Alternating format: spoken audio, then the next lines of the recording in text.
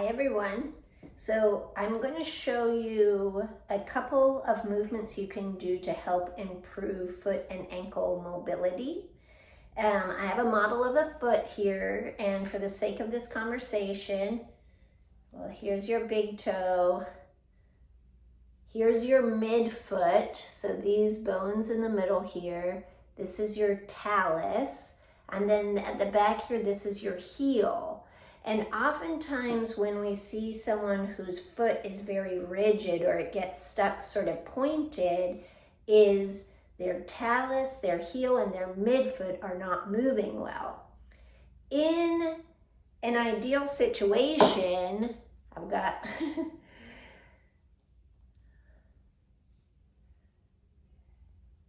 yeah, okay, I've got the ankle, I've got to set that up right. So here we are, I'm standing on my right leg, and if I want to go into dorsiflexion, or I want my foot to flex back, the talus has to roll back in the joint, or the tibia has to come forward over the joint. In the back of the foot, your heel needs to swing out a little bit in order to accommodate the ground.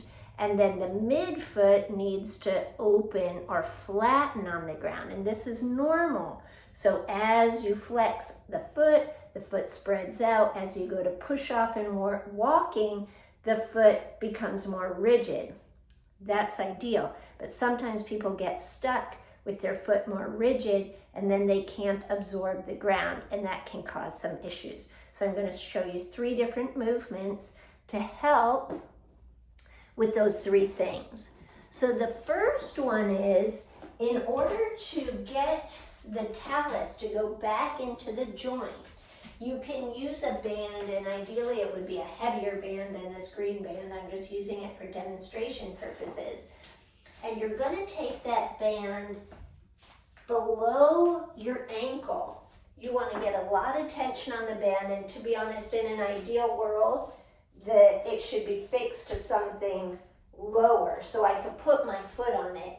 Then I'm going to rock forward, and I'm hoping that the band is going to drive my talus back in the joint. So the stronger the tension on that band, you could even use a monster band, the more force you're going to get back into the joint. Depending on where you're stiff, you could angle that line of pull to go more medially or more laterally. But that would be your first movement. You could repeat it about 10 times, see if it helps, and then maybe do 3 sets, but you're going deep into it. You could also do this one down on the ground if it's easier for you, rocking forward and backwards there, but using the band to help drive the talus back. You could combine that with a different position for your heel. So what I do is I'm doing my left foot, right? So I'm putting the outer edge of my heel just on the corner of this band, which is going to help my heel drop down to the floor. And then I'm going to do that same movement, just bending, and it's going to help my foot adapt, or my heel adapt to the ground, because it's supposed to do that calcaneal eversion as I go. So I could add the band to it, and then I'm getting 2 things done at once, driving back and also doing that knee bend to get that accommodation. Then, and again, you could do the same number of reps. Then the third thing is trying to get the midfoot to adapt. So you're going to take your knees in a mini squat, and we're going to rotate. What I'm trying to do is allow my midfoot to rock down to the ground as I rock back and forth.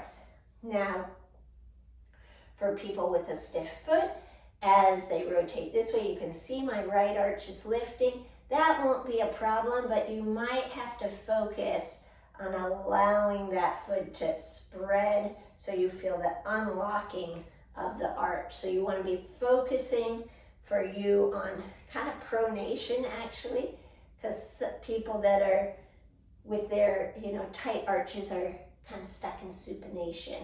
So that can be your third one, rocking from side to side. to unlock.